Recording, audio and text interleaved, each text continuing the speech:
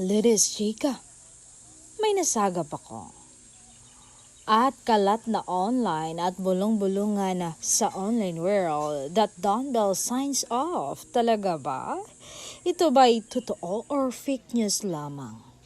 Ayon sa isang chismosa, hindi lang daw pahinga ang napansin ng marami, kundi katahimikan na may bigat. Kaya tumama ang for now. Dahil may uncertainty na ramdam.